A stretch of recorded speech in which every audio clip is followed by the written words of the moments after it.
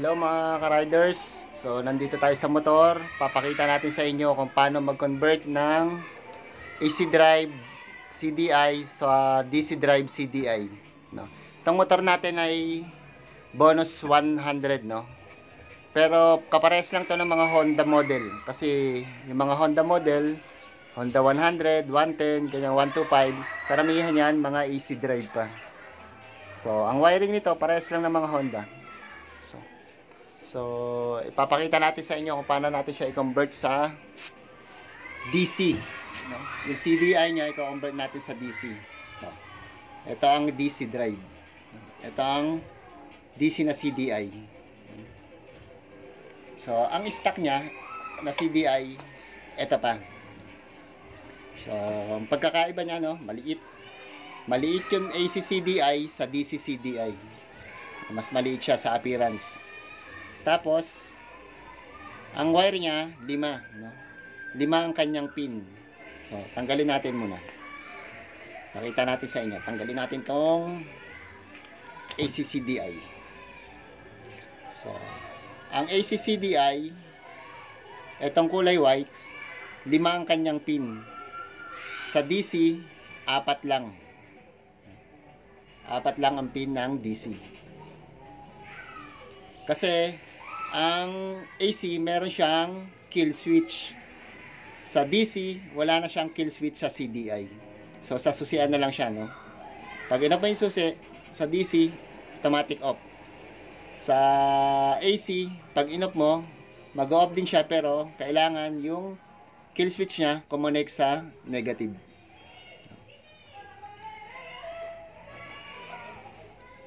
So, ito ang kanyang stock.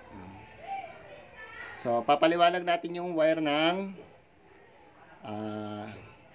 AC muna, no? Itong unang wire na to, ito. Ito, pag ganyan, ito yung pinakapalatandaan nyo, no? Itong kanyang lock. So, pag nakaganyan, itong unang wire, ito yung nasa taas, to. Yan yung trigger wire. So, trigger wire, pulser wire. No? Tapos yung nasa baba niyan, ground. Tapos yung nasa gitna, ayun, yung nasa gitna, na nasa baba, siya naman yung kill switch. Tapos yung nasa taas niyan, ayun yung nasa taas, yun yung stator wire, no? Ignition coil. No? Ayan yung sa ignition coil galing. Tapos yung nasa baba niya, yan naman yung sa primary coil, no? Ng stator. Ignition coil, yung nasa taas, primary coil ng stator, no? So, sa DC, wala na yung gitna. So, yung nasa taas niya, pag ganyan, to, no? Ito ulit yung kanyang lock. Pag nasa taas, yung unang pin ay trigger wire. Trigger wire, pulser wire, no? Yun yung kulay blue. Sa baba, ground, negative. Sa taas, yun, ignition coil. Sa taas. Yung sa baba, yun 12 volts DC, no? 12 volt DC power na yan. Hindi na siya sa stator, hindi na siya sa stator coil, no? Yung taas, ignition coil, tapos yung sa baba 12 volts, no? 12 volts direct sa battery. So, accessory line, pwede yan. Itatap natin yan sa accessory line. Nawala na yung gitna, yung kill switch. So, ito ang kanyang wire.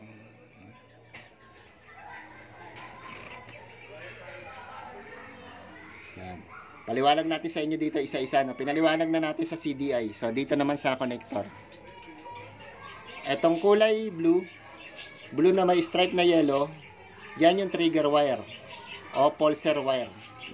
Dito niya yung matatagpuan. Sa may stator. Sa may stator coil, ayan. Ito yan, oh.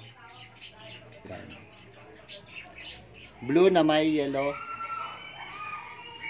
stripe. Sunod naman niya ay kulay green. Ayan yung kulay green. Siya naman yung negative, ground. Yung kulay black na may white stripe, ayan yung nasa gitna. black na may white stripe, nasa gitna, yan yung kill switch. Tapos itong kabila, yung katabi niya ay black na may red stripe, yan yung galing sa primary coil sa stator coil. Primary coil, black na may red stripe. Tapos yung kabila naman, black na may yellow stripe, siya naman yun sa ignition coil galing. Siya yun galing sa ignition coil. So pag ganitong stock pa yung inyong wiring ng motor, so etong DC nyo, DC CDI, plug and play lang yan. Isasaksak nyo na lang siya. Kapag ganito kapag stock pa, hindi pa nagalaw yung inyong color code, no? Kasi pinaliwanag natin dito, parehas pa siya rito. So, ikakabit nyo lang siya. Pero bago natin ikabit, ito munang DC, no? Paliwanag natin sa inyo. I-start natin yung motor. No? Para malaman nyo kung umaandar siya. Start natin, lagay muna natin. Tapos start natin yung motor. So, papaandarin ko yung motor.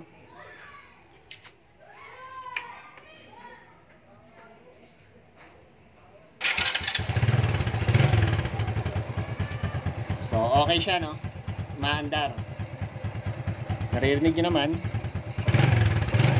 So, maganda rin yung tunog ng pag-andar niya, no? Maganda yung kuryente niya. Yan yung DC. AC. Yan yung AC. Yung stock niya.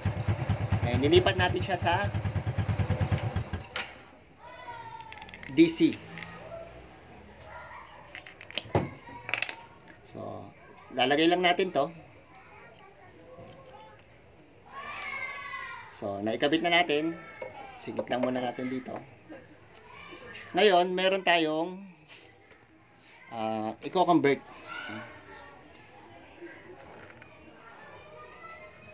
Etong kanyang black wire na may stripe na red.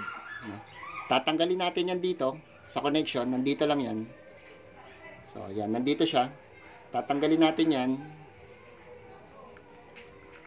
Kasi DC na tayo, kailangan yung isa niyang pin sa kanyang CDI masuplayan ng DC 12 volts.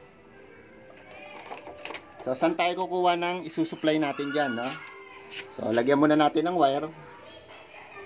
Tapos, dun tayo sa accessory line kukuha, no? Ano ba ang accessory line ng ganitong motor? Ang kulay ng wire ng accessory line ng ganitong motor, katulad ng Honda, ay kulay black, no? Pure black lang siya. So, makikita nyo yung pure black. Nandun lang yan sa may susian, sa mga wire ng susian nyo, sa foot brake, tsaka dito sa kanyang,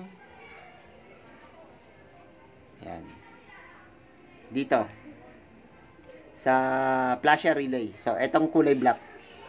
So, dyan natin i-connect itong kabilang wire na dinuktong natin dito sa dito. Na dinuktong natin dito. Una pinutol natin, di ba? Yun, itong wire na to na galing sa stator coil, hindi na natin lalagyan ng connection. Disable na natin yan.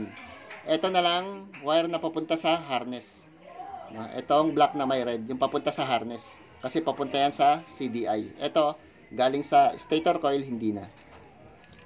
Ikakabit natin to sa accessory line.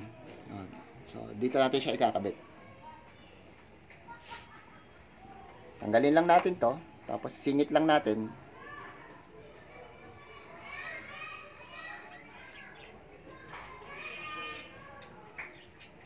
Singit nyo lang yan. Tapos, ibalik nyo.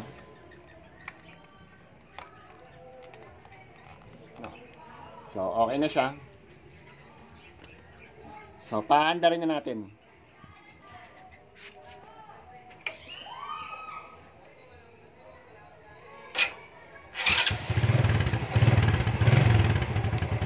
So, ganun lang siya, kadali.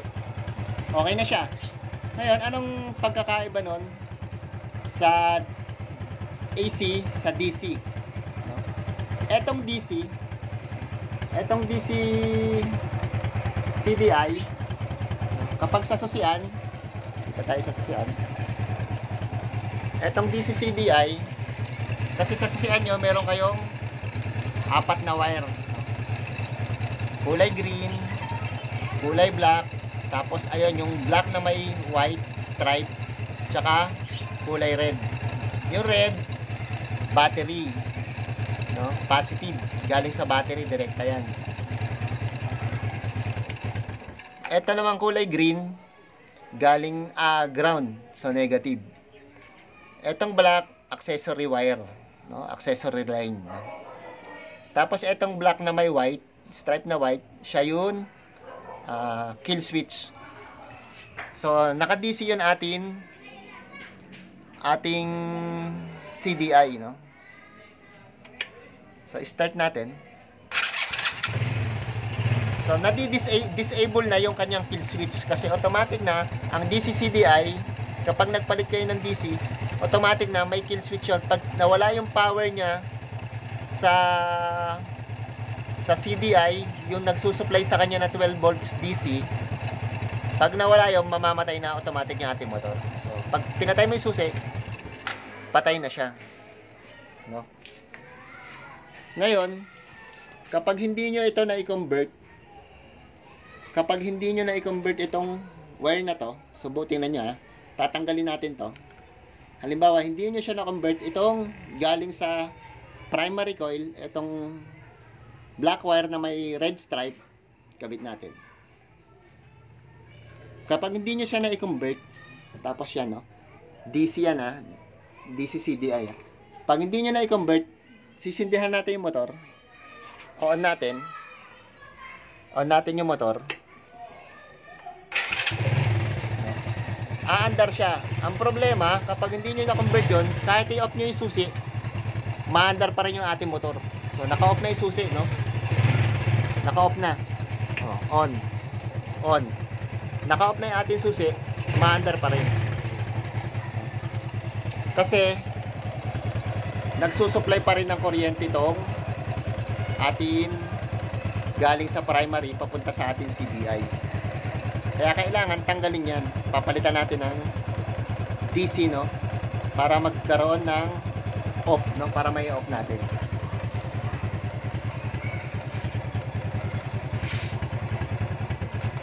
So, kita nyo namatay pagbunot ko nito. Kasi nasusupplyan niya ng power yun atin DC CDI.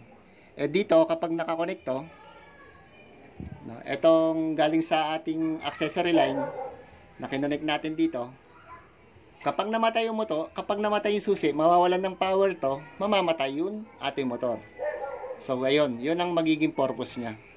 So madi-disable na yung kanyang kill switch kasi wala naman siyang kill switch.